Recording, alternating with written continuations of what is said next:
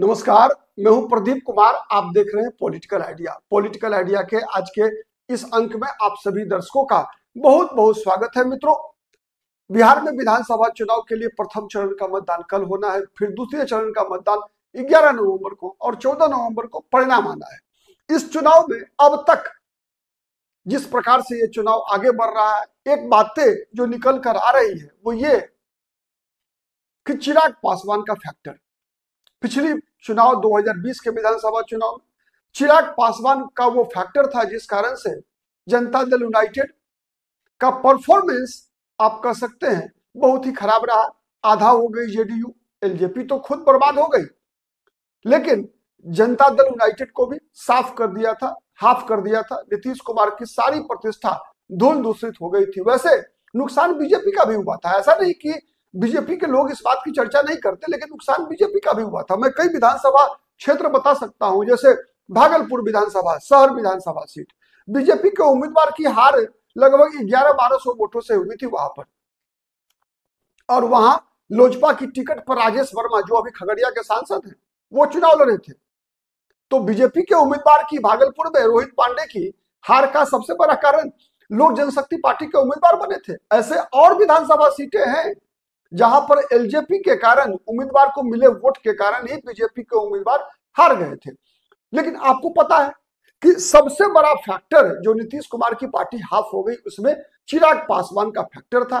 कहा जा रहा था कि लोजपा ही भाजपा है। ठीक है, आप जानते हैं जो शाहबाद का इलाका है, शाहबाद के इलाके में पिछली बार सासाराम का विधानसभा सीट जनता दल यूनाइटेड हार गई थी आरजेडी के उम्मीदवार से। क्यों हार गई थी? इसलिए कि लोजपा को जितना वोट मिला उससे कम मार्जिन से जेडीयू हारी थी। दिनारा विधानसभा सीट हार गई थी जेडीयू, केवल इसलिए हार गई थी क्योंकि लोजपा के उम्मीदवार ने इतना वोट काट लिया था जिससे कि इनकी हार तय हो गई। परिणाम क्या हुआ था? आपको आश्चर्य लगेगा कि बिहार में कई ऐसे जिले थे जहां एनडीए खाता नहीं खोल पाई थी, और आप देखेंगे इन इन जिलों की स्थिति तो उसमें बीजेपी की तुलना में जदयू ज्यादा सीटों पर चुनाव लड़ती है। जैसे बक्सर विधानसभा सीट में खाता नहीं खुला था। ठीक, तो राजपुर सुरक्षित और डुमरांव विधानसभा सीट जहां लोजपा के उम्मीदवार थे, आप देखिए आंकड़े निकालकर, कैमूर भभुआ में 0 थी, एनडीए को एक भी सीट नहीं मिला था। रोहतास में एक भी सीट नहीं मिल पाया था। ठीक है, औरंगाबाद में एक भी सीट नहीं। ओबरा विधानसभा सीट जहां से प्रकाश चंद्र उम्मीदवार थे एलजेपी के, वहां तो जदयू के उम्मीदवार तीसरे नंबर पे चले गए। कई ऐसी विधानसभा सीट सीमांचल में भी है जहां जदयू के उम्मीदवार तीसरे नंबर पे पहुंच गए थे एलजेपी के उम्मीदवार के कारण। ठीक है, तो ये स्थिति थी। जहानाबाद शहर में भी जो एलजेपी के उम्मीदवार थी इंदु कश्यप, अच्छा वोट मिला था उनको। ठीक है, मखदूमपुर विधानसभा सीट पर जीतन राम मांझी के दामाद देवेंद्र मांझी चुनाव हार गए थे।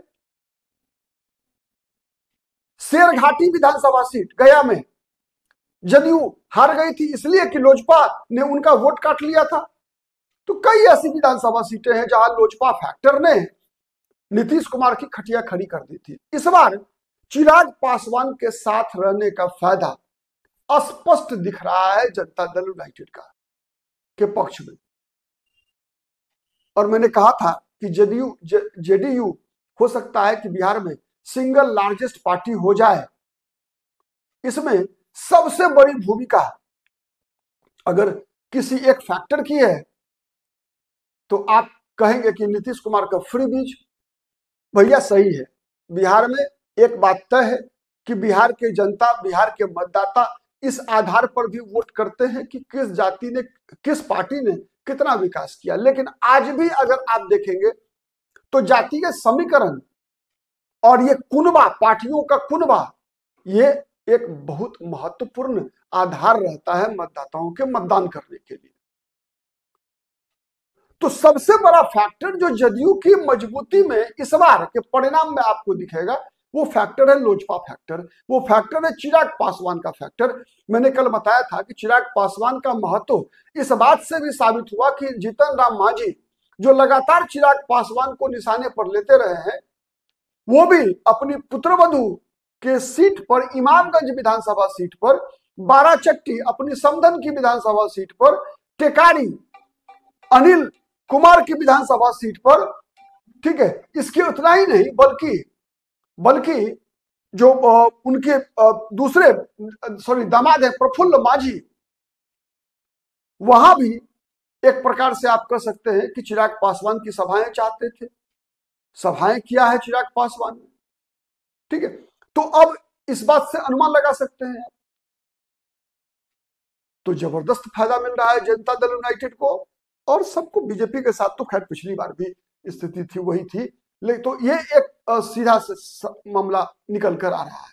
लेकिन सवाल दूसरा भी है, सवाल दूसरा है जो मैंने पूछा था आपसे मुकेश सहनी के बारे में, संबंध में, कि मुकेश सहनी तो एक टांग पे खड़े होकर महागठबंधन के लिए 243 विधानसभा सीटों पर चुनाव प्रचार कर रहे हैं। महागठबंधन के साथ मुकेश सहनी का जो आधार वोट है, जो निषाद समाज का वोट है, वो महागठबंधन के साथ मुकेश सहनी को मानने वाले लोग जा रहे हैं। मतलब बंटवारा तो करा ही लिया है मुकेश सहनी ने।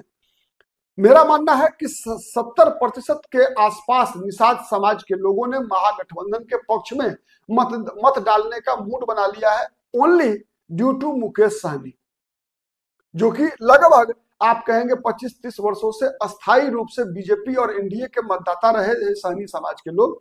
उन्होंने मूड बना लिया है महागठबंधन के पक्ष में मत डालने का। तो लेकिन मुकेश सहनी को क्या, मुकेश सहनी के पार्टी के उम्मीदवार जगह जगह जो है बुरी स्थिति में है, तो मुकेश सहनी को लाभ नहीं मिल रहा है, बल्कि लाभ मिल रहा है किसको, महागठबंधन को। तो चिराग पासवान के एनडीए में आने का, साथ में चुनाव लड़ने का नीतीश कुमार की पार्टी को तो लाभ मिल ही रहा है, इस बात में कोई दो मत नहीं है, स्पष्ट है, परिणाम में दिख जाएगा। लेकिन मेरा सवाल एक और है कि क्या, जैसे मैंने पूछा था मुकेश सहनी के संदर्भ में कि मुकेश सहनी को भी फायदा मिला क्या, तो नहीं मिल रहा है। केवल मुकेश सहनी को एक ही फायदा मिला है कि भारी सभा में संयुक्त संवाददाता सम्मेलन में लोगों ने घोषणा किया कि मुकेश सहनी डिप्टी सीएम बनेंगे यदि महागठबंधन सरकार में आती है। तो मेरा सवाल आज के संदर्भ में भी है कि चिराग पासवान को क्या मिलेगा, क्या चिराग पासवान की पार्टी को भी नीतीश कुमार से दोस्ती का लाभ मिलेगा। मैं बीजेपी की चर्चा इसलिए नहीं कर रहा हूं कि लोग, और सही भी है कि बीजेपी की दोस्ती तो 2020 में भी थी चिराग पासवान से, 25 में भी है, इसलिए मैं बीजेपी की बात नहीं कर रहा, मैं बात केवल नीतीश कुमार की इसलिए कर रहा हूं कि नीतीश कुमार और चिराग पासवान के बीच 36 का आंकड़ा तनातनी स्पष्ट दिखता है राजनीति में। तो आज हम यही बात जानने का प्रयास कर रहे हैं कि क्या चिराग पासवान से दोस्ती का फायदा जब नीतीश कुमार की पार्टी के उम्मीदवारों को मिलता हुआ दिख रहा है, तो जहां जहां चिराग पासवान के उम्मीदवार हैं, चुनाव लड़ रहे हैं, नवादा में रजौली विधानसभा सीट चिराग पासवान के उम्मीदवार लड़ रहे हैं, कई विधानसभा सीटें, तो क्या वहां पर चिराग पासवान की पार्टी के उम्मीदवार को नीतीश कुमार से दोस्ती का लाभ मिल पा रहा है?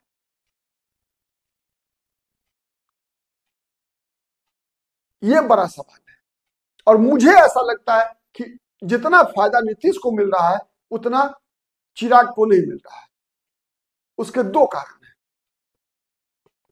दो कारण में पहला कारण है नीतीश कुमार की पार्टी के द्वारा स्मार्टली, बहुत ही परिपक्व तरीके से टिकटों का बंटवारा, जो मैंने बीजेपी के साथ तुलना करते वक्त भी आपको बताया था कि नीतीश कुमार की पार्टी ने इस बार सबसे बेहतर साइंटिफिकली, जितने भी पार्टी हैं बिहार में प्रमुख रूप से, टिकटों का बंटवारा जिस तरीके से हुआ है उसमें सबसे ज्यादा अगर बेहतर टिकट का बंटवारा हुआ है तो नीतीश कुमार की पार्टी का। बीजेपी इस मामले में पिछड़ गई है। एक और बात मुझे इसी बहाने कहने का इच्छा है आपसे, आप चाहे तो नोट करके रख सकते हैं, 14 नवंबर को हम लोग मिला सकते हैं इस बात को। सबसे बेहतर स्ट्राइक रेट अगर किसी पार्टी का होना है इस बार, तो जीतन राम मांझी की पार्टी का होना है। जिन 6 सीटों पर जीतन राम मांझी की पार्टी चुनाव लड़ रही है उनमें 4 सीट पर तो जीत पक्की है, 5वीं सीट पर 60% संभावना है। 4 सीट पे 70% ज्यादा संभावना है, मैं बता रहा हूं। 5वीं सीट पर लगभग 51 से 60 कह लीजिए, मतलब लीड में है जीतन राम मांझी की पार्टी। और 6ठी सीट पे 50-50 है। 6ठी सीट पे 50-50 है, वहां भी जीत सकते हैं। ये स्थिति है जीतन राम मांझी की पार्टी की। स्ट्राइक रेट सबसे बेहतर रहना है। और बड़ी पार्टियों में मतलब बड़ी पार्टी, 3 पार्टी को मैं बड़ा प्लेयर बिहार में मान रहा हूं, बीजेपी, जेडीयू और आरजेडी। इसमें सीटें भले ही आरजेडी सबसे ज्यादा जीत जाए, अलग वैसे है, लेकिन स्ट्राइक रेट सबसे बेहतर जदयू का होगा, नीतीश कुमार की पार्टी का होगा। सीटें इसलिए ज्यादा जीत जा सकती है आरजेडी, क्योंकि आरजेडी 143 पे लड़ रही है, नीतीश कुमार की पार्टी जदयू मात्र 101 सीट पे लड़ रही है। इसलिए यह अंतर आ सकता है कि सीटों की संख्या में भले ही राष्ट्रीय जनता दल नंबर 1 हो जाए, लेकिन स्ट्राइक रेट में मेरा यह दावा है, मानना है। अब मैं कितना सही होता हूं ये तो समय बताएगा। तो ये परिस्थिति बनती हुई दिख रही है। चिराग पासवान तारनहार बने हैं जनता दल यूनाइटेड के अच्छे परफॉर्मेंस के लिए। एक सबसे बड़ा फैक्टर, टिकट बंटवारा दूसरा बड़ा फैक्टर। लेकिन क्या चिराग पासवान को उतना लाभ मिल रहा है? नहीं। पहला कारण मैंने बताया, टिकटों के बंटवारे में नीतीश कुमार की तरह स्मार्टली सिलेक्शन नहीं होना। दूसरा कारण है चिराग पासवान का, कि चिराग पासवान की संगठनात्मक शक्ति का कमजोर होना। इस पर चिराग पासवान को काम करने की आवश्यकता है। आज के लिए इतना ही, फिर बाकी रहेगा, परिणाम के बाद भी तो बात करना है ना। आज के लिए इतना ही, बहुत बहुत धन्यवाद।